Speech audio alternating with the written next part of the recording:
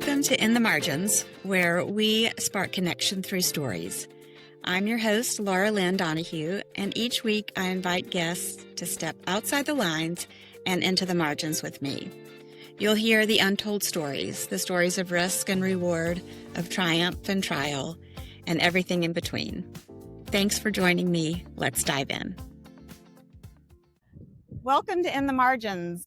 I'm Laura Lynn Donahue, your host, and we are live at the Military Influencer Conference, also known as MIC. It's in Atlanta this year, and we are sitting out on the patio, so we welcome any noises like the helicopter circling around, the wind blowing through the breeze, but most importantly, we welcome Tauni Crefeld. Hello, I'm Hi. happy to be here. Thank you so much for being here. Tauni's got two books. One just recently introduced in February of this year, and that's The Fixer. And then she just released another one, and it's called Own Your Path. Own Your Path. And yes. it's a career guide for women who are trying to navigate especially the corporate career field and how to navigate all of the pitfalls that are out there for women. Yeah. Well, so tell us, just so the listeners have some context, give us a little bit of your background. So I went to the Air Force Academy, and then I joined the military, which is why we're here at the Military Influencers Conference. Right.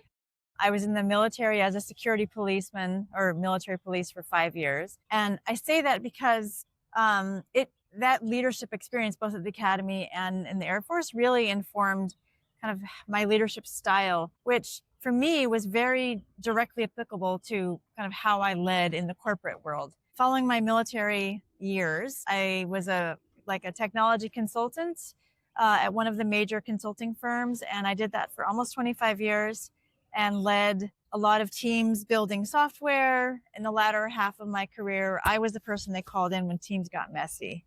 And I had to fix the teams, which is where the book, The Fixer, comes from, my experience in fixing all those teams. Okay, great. So just out of curiosity, and for those of us who are civilians, what does the military police involve? So the military police has three main functions. Number one, it is guarding our military assets like airplanes or nuclear weapons. Number two, it's guarding the base itself to make sure the base is secure for all the people that live within it.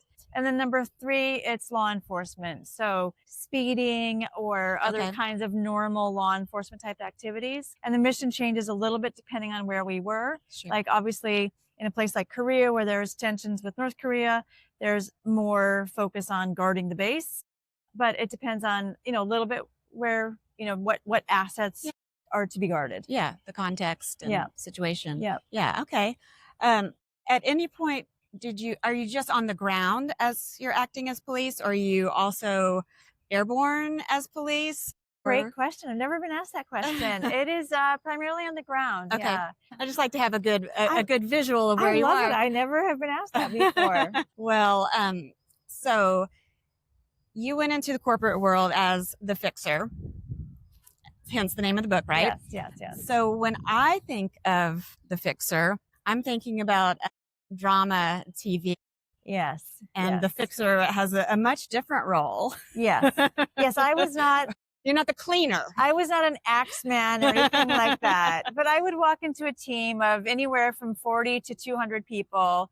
And the first thing I would do is look around, and they were messy teams, meaning we weren't delivering on the commitments to the clients. We were building a piece of software and we were late, or the client wasn't happy with what we were building, whatever the reason. So the first thing I would have to do is just figure out what was going wrong. Sometimes the clients weren't clear with what they needed. Sometimes we had the wrong people in the wrong roles. Sometimes there was politics that was causing internal conflict. Whatever it was, I had to find those root causes, resolve those root causes, get people working together as a team, create a good team dynamic, and get, the software that the client wanted done. So, right. I really want to build good, healthy teams. Mm-hmm. The subtitle of the book is Forging Unstoppable Teams. And to me, that's really what it's all about. Yeah. The Fixer is a great catchy title, and I did fix teams, but to me, the root of it is really forging unstoppable teams. Gotcha. And where does communication within the team rank as in importance? Oh gosh, I built guiding principles for all of my teams, and that's probably, it's not number one, it's probably number three. Okay. My number one guiding principle is always no blame, just solutions. Because whenever there's a problem, a messy team like that, people are always blaming each other. And the first thing you got to do is stop the blame, focus on the solutions. And then, communications is definitely one of the next ones. But to me, the biggest thing you got to do is just is stop the blame so that you can focus on moving in the right direction. Yeah. Okay. And so from the fixer, you moved into the next book. Yeah. So when I first started writing books, I just had a story in my mind, which was a women's mentoring event that I went to at the Air Force Academy, which was atrocious, by the way. Oh gosh. And so I needed to write it down. And I had a couple of other stories about women's mentoring and challenges for women. But I really decided that I had a lot of other great leadership stories that were not women specific. And I really wanted to write those down first. So I focused on the fixer first, but then I had all of these other stories that I really felt like women who are navigating their careers needed to know. Because I learned everything the hard way, I feel like. I missed this promotion because I didn't market myself, and there's biases and assumptions, and women we're not as good at marketing ourselves. Right. And so I wanted to focus on, helping women navigate their career and really focus on solutions. I'm not going to blame the world. The world is the world. Yeah. But let's find the solutions on how women can overcome the problems and get forward in their careers. Yeah. So tell us what was atrocious about the conference you attended? Oh my gosh. So I was a first year at the academy, had only been there a few weeks. It might have still been in basic training. And a female officer offered to do a women's mentoring session. And I was so excited because I hadn't even seen a female officer. And so there was only about, maybe 10 to 20 of us female cadets in this one, squadron that met with her. And I was like, okay, good. She's going to tell us all about leadership and how to work with men in this very male dominated society. The military was then, and I think probably still now, about 20% women. And so she sat us down and she says, okay, if you wear makeup, you have to have very conservative makeup. And I said, I'm sorry, we're talking about makeup? Yeah. And then she went on to hairstyles. And I was like, I'm sorry, are we talking about grooming standards? Because I thought we were supposed to talk about leadership. But the subtext of everything she was saying was appear less female. Don't appear to be a woman. She started talking about some of the harassment she'd faced in the military, which sounds just, some really awful examples. And that was what this leadership discussion was, how not to look like a female and what harassment to expect. Because how you look determined whether or not you would be harassed. When I graduated and I went out to the real Air Force, I was 21. I was wearing battle dress uniforms. I had my hair back in a tight braid. I wasn't wearing makeup, even though it was a terrible session. I did listen to her, but I'm still a female. I'm still clearly a female. Right. And no amount of not wearing makeup is going to hide that fact. Right. And, when I first stepped into my first role, I was Grand Forks Air Force Base in North Dakota. My commander pulled me into a room and had a father-daughter chat with me. And he said 2 points. Number one, are you strong enough to carry your weapon? Which was number one. I'd gone through all the same training the men had, obstacle courses, assault courses, all of the running in formation, and I'd been an intercollegiate gymnast. I could carry my weapon. Yeah. And number two, he said, don't date the troops, meaning as an officer, I should not date the enlisted people, which is true, and which I never would have. Right. They didn't pull the men into a room to have any kind of a chat like that. They assumed the men would be fine and would be, but they had to pull into a room and, they assumed that I would be sort of not good until I proved myself, where the men, they just assumed they would be fine. Yeah. So it's interesting how a patriarchal society wants us women to blend in so that we're not a distraction or so that we're not a temptation, as though it's our fault. You face that in a lot of situations, and the military, I'm sure, is one maybe of the more difficult situations to be in, just as far as someone trying to suppress your womanhood. You know, I think the one thing I learned about the military, at least the military, they were in your face about it. You knew you were being discriminated against. Gotcha. And that was actually, you learned how to navigate it. You learned how to deal with it. You knew you were being discriminated against, and you just had to learn to overcome and prove your capabilities. Yeah. I think when I moved into the civilian world, it felt so much more supportive, and I never got pulled into rooms and asked if I could carry my laptop, which is good. But I found out that the same discrimination was there. It was just subtle, and it was hidden. And I'm not a subtle person. Yeah. And so it took me a long time to find it and Passive understand aggressive. it. I think it's unconscious, not even passive aggressive. Yeah, I think it's a lot. Just a lot of times it's unconscious. Yeah. And, you know, the women don't know it's there. The men don't know it's there. But we all have biases based on how we've grown up. Yeah. And I think that's what this Own Your Path is about. It's trying to uncover some of those hidden biases and challenges and help, you know, kind of women open their eyes to them so that they can hopefully overcome them. And so Own Your Path, it translates to the civilian as well. It's primarily focused on the civilian world. Yeah. It's informed by a lot of my military leadership and all that. But Own Your Path is primarily focused on women in the corporate world. Yeah. I was 25 years in corporate consulting. And so that's really probably where it is more focused on. Yeah. So what would you say are maybe your top 2 or 3 gems in the book that you would be willing to share to maybe interest people in reading both of your books? So I would say, number 1, you have to have the right role to be promoted. I think there's an underlying assumption that women especially have that, well, if I do a good job for my boss will take care of me.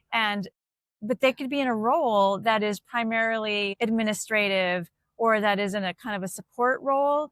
And while the boss loves their work, loves what they're doing, and really values them, if they're not doing something that is, you know, driving the revenue for the company or really in the core business of the company, they're never going to get promoted. They may get promoted to the first couple of levels, but they're never going to make it to executive if they aren't in the right role. And I have got lots and lots of description of what the right role is and what the wrong roles are. But I think we women, especially, we just sort of believe that our boss will do the right thing for us.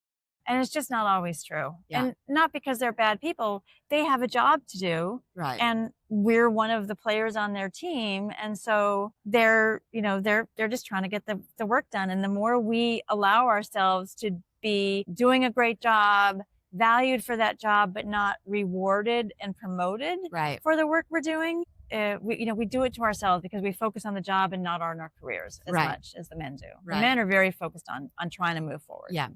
Typically, not everyone, but typically. And where does self-advocacy play a role in that? Yeah, so I outline a couple of different steps in my book, the Own Your Path. The first is find a sponsor, because I think finding a sponsor, someone who can be a guide on the path and really help you on the journey, is critical. And so it's find a sponsor, get the right role. Once you do those things, you're kind of at the same position that many men are in their careers. But then it's all of the, understand expectations of the role. Because sometimes, again, if you don't know what your boss is expecting of you and you're just working hard, at the end of the year, the boss may say, well, you didn't live up to my expectations. And they maybe didn't tell you. And if you don't understand what those expectations are, you may be falling behind. So it's understand the expectations of the role. And then there's all the visibility, the marketing yourself, the networking, all of those kinds of things, which we don't do as much of. Right. And then there's all the, negotiating for rewards and recognition. And there is an active role in that. It's not just, I did a good job, therefore I receive what I'm valued at. It's not that. You can't be passive about it. And then there's a whole section around just working while a woman, because we have things that we have to worry about that our male counterparts just don't, or where it's different. Things like safety and security, things like having children, right? Mm-hmm. There are things that we have to worry about that our male counterparts don't. And so it's all of those things, both what are the challenges and also how to overcome them. Yeah. Yeah. Wow. Well, it's a lot. It's a lot, but it's a lot of good information. And so, the fixer and own your path sort of go hand in hand. So it's good to have both of them to get the picture, get the full picture, especially as a woman, just navigating our roles and our. Yeah. Both of them contain a lot of real stories that happened, obviously different names and all of that, but they refer back to the same core projects. And so, reading both in tandem, or you could read one and then the other, but both of them refer back to the same projects and some of the same individuals. Yeah. And so there is some context setting that you get if you read both. Yeah. Yeah. Well, it sounds wonderful. Now, what about another book? Do you have another book in the works? I do. Yeah, tell us. The next book coming, it's going to be in December. Okay. It's called Ride the Camel. Nice. It's a travel book not related to business at all. And it's just some of the crazy adventures I've had. I've always loved travel, and I use travel as a way to, get away from work because it's so crazy. And so it navigates. I would say nobody wants to hear that you went to Paris and had an amazing croissant sitting in front of the Eiffel Tower. Nobody wants to hear that. Everyone does that. Everyone, right? So it's the interesting stories that influenced your life, or where you learn something, or just an encounter that you never expected. So the first chapter is when I went to Bolivia, witnessed a ritual sacrifice, and became a vegetarian as a result. Oh, wow. So that is the opening chapter. So it is definitely something I learned, and I am still a vegetarian, many years later. Yeah. Well, I think that makes a lot of sense. So, okay. So do you go in your travels that are in your book, Ride the Camel, are you in Paris? Are you in London? Or are you off the beaten path? I'm mostly off the beaten path. Okay. I am in Bolivia, Nepal, Ecuador, some with the military, some with work, some on my own solo, some with my family, some with a sister-in-law. Yeah. I'm in, India with a friend up in Kashmir. It's kind of all Georgia, Azerbaijan. It's really a varied set of places. And in fact, I rarely would I speak about a place like Greece, for example, because a lot of people go to Greece. A lot of people go to France. I'm only going to talk about Greece or France if there's some really unique thing that happened there that was impactful to me, as a traveler. Yeah. Yeah. And do you want to tell us a little bit about the title? Ride the Camel? Ride the Camel. I was in Morocco. Is that a direct order? Yeah. Well, I was in Morocco, and it was a sabbatical, like a very mini sabbatical for me. I was deciding whether it was time to leave my company or not. I was burned out and just needed some time away to think. I went to Spain, and then I went to Morocco, and I did this little day trip out to Marrakesh. And, I'd seen the whole Marrakesh, and we were about to go back to the hotel, and the camel was included as part of the package. Okay. And I told the driver, I don't want to ride the camel. No camel. I don't know if the beasts are well cared for or not. Right. I don't want to ride the camel. I was also tired. I just said no camel. And I called my husband because I was sort of settling in for the car drive back to the hotel. And we stopped at the camel, the place where the camels were. Right. And I said, honey, I told the guy no camel. And he says, honey, you have to ride the camel. I'm like, I don't want to ride the camel. And he says, ride the camel for those of us who aren't there. Ride the camel. Wow. Yeah. Yeah. So I rode the camel, and I'm crying because it was a very impactful time for me, because that trip helped me make the decision to leave my company and to chart my new path. Yeah. And I didn't know what that path was, but it turned out to be writing books and writing these lessons for other people, both in the leadership sphere, but also even Ride the Camel is, it's still, you're getting lessons with all of these travels. And that trip just really opened my heart to, it was okay to leave. I'd been in my company for 25 years. I was loyal to that company. I loved that company, but it was time to go. And that, Yeah. you know, riding that camel was kind of helped me see that it was time to go. Yeah. I like the metaphor a lot. Yeah. It's very applicable and great title. Yeah. Your book. Yeah. Well, thank you, Tauni, so much for joining me and on this lovely summer day in Atlanta. Yeah, it's not I guess even, it feels like summer. Yeah. No, thank you. Thank you for the conversation. Yeah. I really love talking to you. Yeah, So thank good, you. good. Well, all of you listening or watching, please go out and grab a copy of The Fixer and own your path and look forward to Ride the Camel. Thank you. See you next time. Thanks for joining us in the margins. You can find us on Spotify, Apple Podcasts, YouTube, and wherever you get your podcasts. Our social media handle is at Podcasting in the Margins on Instagram and Facebook. And please stay connected. Like, follow, and share our podcast. What you do can help our podcast be successful. In the Margins is produced and edited by Dawn Donahue. Our guest liaison is Kim Orendor, and we're supported with gratitude by W Brand Publishing, where your story matters. Thanks for joining us.